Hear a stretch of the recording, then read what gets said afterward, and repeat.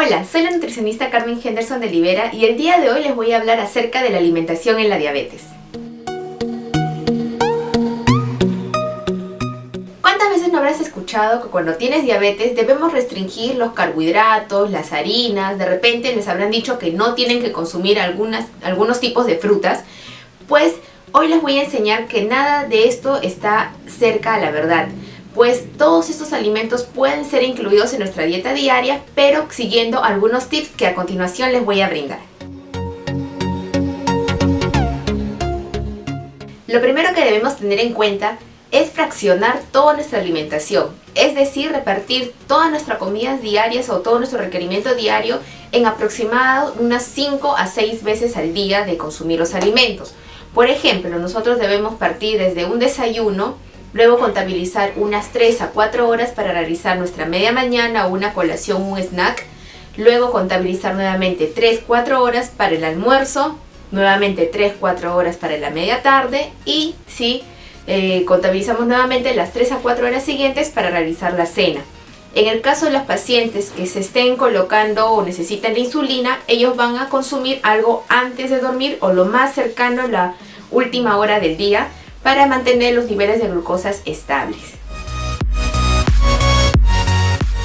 Otro punto importante es adicionar poca cantidad de sal en nuestras comidas de todo el día o buscar alimentos con bajo contenido de sodio. ¿Por qué se estarán preguntando? Esto sucede ya que el sodio va a ser un transmisor o va a permitir a que la célula absorba más rápida la glucosa en nuestra sangre. Por tanto, si nuestra dieta es escaso en contenido de sodio, nuestra glucosa se va a mantener en niveles estables y vamos a evitar picos elevados de esta glucosa en sangre. Otro tip a tener en cuenta es hacer la siguiente combinación: sumar una porción de fruta, que de preferencia que esta contenga toda la parte de la cáscara, obviamente las que se tengan que consumir, y adicionar un producto rico en proteína o en grasa de buena calidad. Por ejemplo, comemos, por decir, un plátano picadito, una unidad pequeña obviamente, porque si bien es cierto tiene un contenido alto de carbohidrato, pero no tiene mucha fibra. Entonces nosotros debemos de combinarlo con un aporte de proteína o grasa. Elegimos un puñado de almendras más esta pequeña porción de plátano y ya la glucosa o el carbohidrato que tiene esta fruta va a ser absorbido lentamente en nuestro cuerpo. Otra combinación que podemos realizar es, por ejemplo, en una tacita de piña picada junto con medio vaso o un vasito de yogur. Entonces ahí estamos combinando el carbohidrato más la proteína, que en esta combinación también la glucosa va a ser absorbida lentamente en nuestro organismo.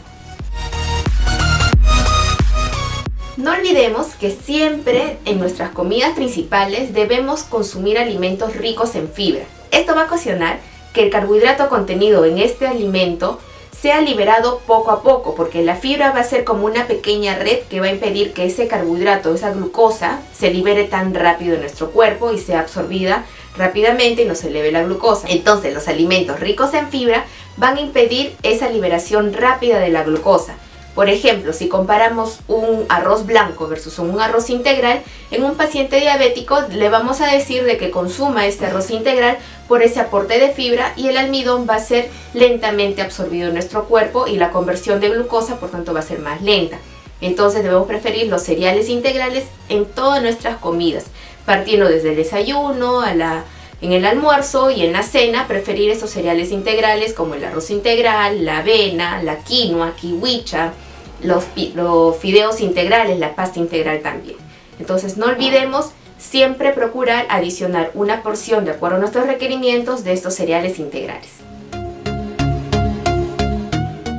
Tengan en cuenta la importancia de los vegetales crudos, frescos y de temporada en toda la alimentación del paciente diabético. ¿Por qué? Porque el aporte de fibra es esencial para regular los niveles de glucosa.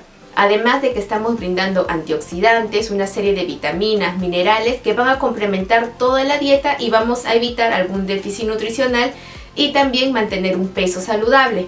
Porque recordemos que para el mantenimiento adecuado de nuestra glucosa en sangre debemos mantener también un peso saludable.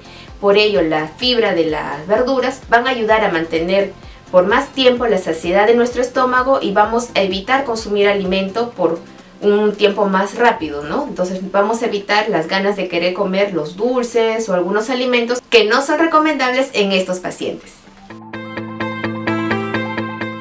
También habrán escuchado acerca de la preferencia por los alimentos de acuerdo a su índice glicémico. Es cierto que en los pacientes con diabetes debemos procurar elegir los alimentos de bajo índice glicémico o medio, ¿no? Nivel de índice glicémico. Esto es porque la liberación de la glucosa va a ser más lenta, vamos a regular también nuestra glucosa en sangre, pero si por A o B consumimos un alimento con alto índice glicémico, debemos combinarlo con alimentos ricos en proteínas o grasas. Ahora, ¿cómo reconocemos un alimento de alto índice glicémico, bajo índice glicémico o mediano índice glicémico? Esto va a ser de acuerdo al aporte de fibra que pueda tener el alimento o también por el dulzor que pueda tener. Por ejemplo, un alimento integral, ¿no?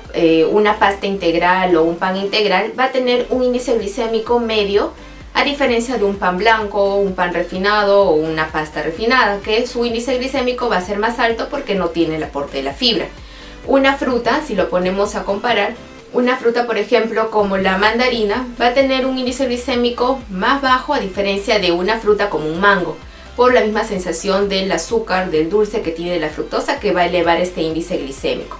Pero tampoco no tenemos que satanizar a los alimentos, por así decirlo, pero debemos combinarlos con estas proteínas, estas grasas, como les mencioné al inicio, para evitar de que la glucosa se eleve en sangre. También evitemos consumir el alcohol en exceso porque este va a actuar en nuestro cuerpo como un azúcar, como si estuviéramos consumiendo azúcar. Rápidamente nuestro cuerpo lo va a asimilar, se va a transformar y vamos a elevar la glucosa en sangre. Y por favor evitemos fumar porque este va a alterar todo nuestro sistema hormonal. Recuerden también que debemos mantenernos bien hidratados consumiendo un aproximado de 8 a 12 vasos de agua al día y adicionar siempre la actividad física constante, por lo menos unos 30 minutos diarios. Finalmente recordemos que hay cierto grupo de alimentos que no son para nada recomendables en los pacientes diabéticos y además en toda la población en general.